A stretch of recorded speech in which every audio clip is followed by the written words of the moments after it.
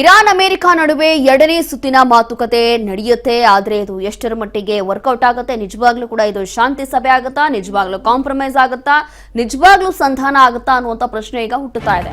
2 ದಿನದಲ್ಲಿ ಇಸ್ಲಾಮಾಬಾದ್ನಲ್ಲೇ ಮಾತುಕತೆ ಸಾಧ್ಯತೆ ಇದೆ.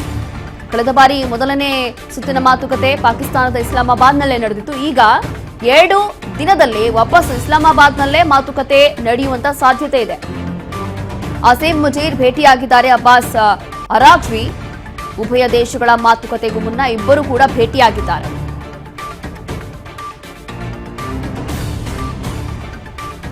ಅಸೀಂ ಮುಜೀರ್ ಅವರನ್ನ ಭೇಟಿಯಾಗಿದ್ದಾರೆ ಅಬ್ಬಾಸ್ ಅರಾಗ್ವಿ. ಉಭಯ ದೇಶಗಳ ಮಾತುಕತೆಗೂ ಮುನ್ನ ಇಬ್ಬರು ಭೇಟಿಯಾಗಿದ್ದಾರೆ. ಹಾಗಾಗಿ ಎಲ್ಲೋ ಒಂದು ರೀತಿಯಾಗಿ ಕುತೂಹಲ ಏನಾಗಬಹುದು ಅನ್ನುವಂಥದ್ದು. 2ನೇ ಬಾರಿಯ ಇದು ಸಭೆ ನಡೆಯಲಿದೆ. 2 ದಿನದಲ್ಲಿ ಪಾಕಿಸ್ತಾನದ ಇಸ್ಲಾಮಾಬಾದ್ನಲ್ಲೇ ಮತ್ತೊಮ್ಮೆ ಉಭಯ ರಾಷ್ಟ್ರಗಳ ನಾಯಕರ ನಡುವೆ ಸಂಧಾನದ ಸಭೆ ಅಥವಾ ಶಾಂತಿಯ ಸಭೆ, ಮಾತುಕತೆಯ ಸಭೆ ನಡೆಯಲಿದೆ. ಮೊದಲನೇ ಸಭೆ ಈಗಾಗಲೇ ಮೊದಲನೇ ಸುತ್ತಿನ ಸಭೆ ನಡೆದು, ಆದರೆ ಅಲ್ಲಿ ಎಲ್ಲವೂ ಕೂಡ ವಿಫಲ ಆಗೋಯ್ತು. ಕಾರಣ ಏನು ಅಂತಂದ್ರೆ ಇಲ್ಲಿ ಅಮೆರಿಕ ಇಟ್ಟಿದ್ದಂತ ಕೆಲವೊಂದು ಷರತ್ತುಗಳನ್ನ ಇರಾನ್ ಒಪ್ಕೊಳ್ಳಿಲ್ಲ. ಅದಾದ ನಂತರ ಅಮೆರಿಕ ಹಾಗೂ ಇರಾನ್ ಎರಡೂ ಕಡೆಯಿಂದ ಉಭಯ ರಾಷ್ಟ್ರಗಳ ನಾಯಕರು, ಅಲ್ಲಿರುವಂತಹ ಜನಪ್ರತಿನಿಧಿಗಳು ಎಲ್ಲರೂ ಕೂಡ ನಿರಾಸೆಯಿಂದ ವಾಪಸ್ ಹೋಗಿದ್ರು. ಅದಾದ ನಂತರ ಅಷ್ಟು ಬೇಗ ಎಲ್ಲವೂ ಕೂಡ ಸಾಲ್ವ್ ಆಗಲಿಕ್ಕೆ ಸಾಧ್ಯ ಇಲ್ಲ ಅಂತ ಹೇಳಿ ಮತ್ತೊಮ್ಮೆ ಸಭೆ ನಡೆಯುತ್ತೆ.